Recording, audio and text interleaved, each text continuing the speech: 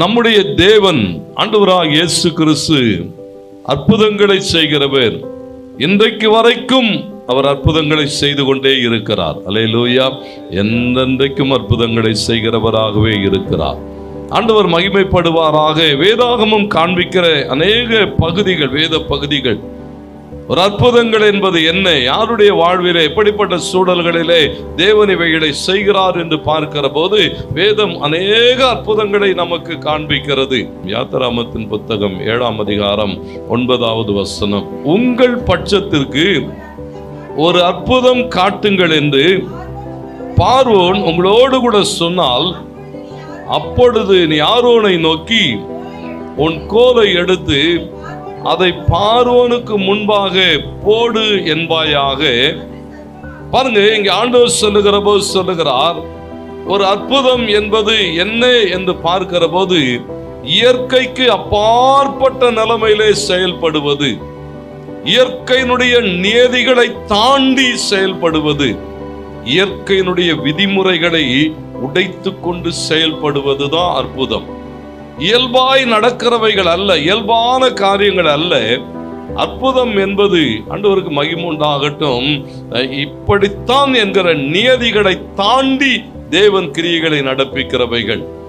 ஒவ்வொரு நாளும் தேவன் தம்முடைய பிள்ளைகளுடைய வாழ்விலே இப்படி இயற்கைக்கு அப்பாற்பட்ட அற்புதங்களை செய்கிறவராக இன்றைக்கும் அவர் உயிரோடு கூட இருக்கிறார். ஆண்டவர் மகிமைப்படுவாராக. இங்கே பேசுகிற போது இங்கே சொல்லப்பட்டிருக்கிறது, கவனியுங்கள். அவர் சொல்லுகிறார், ஆண்டவர் பார்வோன் உங்களோடு கூட பேசுகிற போது உங்கள் பட்சத்திலிருந்து நீங்கள் ஒரு அற்புதங்களை செய்யுங்கள்.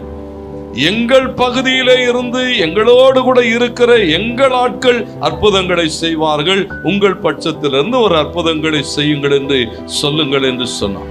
அப்போ அப்படி ஒரு சூழல் வருகிற போது ஆண்டவர் என்ன சொன்னான்னு சொன்னா, உன் கையில் இருக்கிற கோலை என்ன செய்ய, தரையிலே போடு, அது என்ன செய்யுமா, சர்ப்பமாய் மாறும் என்று சொன்னார்.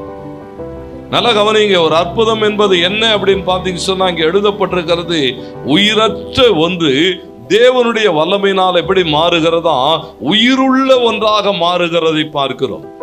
உயிருள்ள ஒன்றாக மாறுகிறது மாத்திரம் அற்புதம் அல்ல. அதுக்கு அடுத்த வசனம் வாசிங்க.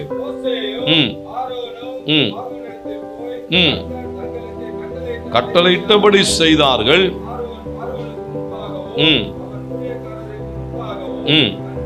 தன் கோலை போட்டான், சர்ப்பமாயிற்று. அடுத்த வசனம் பாருங்க, அவர்களை அடைப்பித்தான், அவர்களும் அப்படியே செய்தார்கள். 12வது வசனம், அவர்கள் ஒவ்வொருவனாக தன் தன் கோலை போட்ட போது அவைகள் சர்ப்பங்களாயின. ஆரோனுடைய கோலோ அவருடைய கோல்களை எல்லாம் விழுங்கிற்று என்று எழுதப்பட்டிருக்கிறது. பாருங்க, தேவனுடைய அற்புதமானது எப்படிப்பட்டதுன்னு சொன்னா, எல்லாவற்றையும் மேற்கொள்ளுகின்ற ஒன்றாய் கிரியைகளை நடப்பிக்கும், எல்லாவற்றின் மேலும் ஆளுகையுடையதாய் கிரியைகளை நடப்பிக்கும். அநேக ஆட்கள் சொல்லுகிறார்கள், அநேக ஆட்கள் செய்கிறார்கள். இன்றைக்கு வரைக்கும் என்ன செய்யப்பட்டிருக்கிறது சொன்னா, ஒரு மாயையான காரியங்கள் செய்யப்படுகிறது. ஆண்டவருக்கு மகிமை உண்டாகட்டும். தேவன் நடப்பிக்கிற அற்புதம் மாத்திரம் எப்படிப்பட்டதுன்னு சொன்னா, நிலைத்திருக்கிறதான ஒரு அற்புதங்கள் மேற்கொள்ளுகிறது. அங்கே பார்க்கிறோம், அந்த ஆரோனுடைய கோல் என்ன செய்ததா, எல்லாவற்றையும் விழுங்கினது என்று எழுதப்பட்டிருக்கிறது. தேவனுக்கு மகிமை உண்டாகட்டும். அது மறுபடியுமாய் அவன் கையிலே வருகிற போது எப்படி மாறி போகிறதா, கோலாய் மாறி போகிறது. அப்போ மற்ற கோல்கள் எல்லாம் எங்கேன்னு சொன்னா, அவைகள் எல்லாம் முற்றிலும் அழிக்கப்பட்டு போகிறது. தேவனுடைய அற்புதங்கள், ஆண்டவருக்கு மகிமை உண்டாகட்டும் சொன்னா, சத்துருடைய சகலவித வல்லமைகளை, அவைகளுடைய கிரியைகளை அடித்துக் கொண்டு வெளிப்படுகிற தேவனுடைய வல்லமையை இங்கே நீங்கள் பார்க்க முடியும். இதேவைகளை காண்பிக்கிற சொன்னா, உயிரற்ற நிலைமையில இருக்கிற ஒன்றை உயிருள்ள நிலைமைக்கு மாற்றுகிறதான ஒரு அற்புதம்.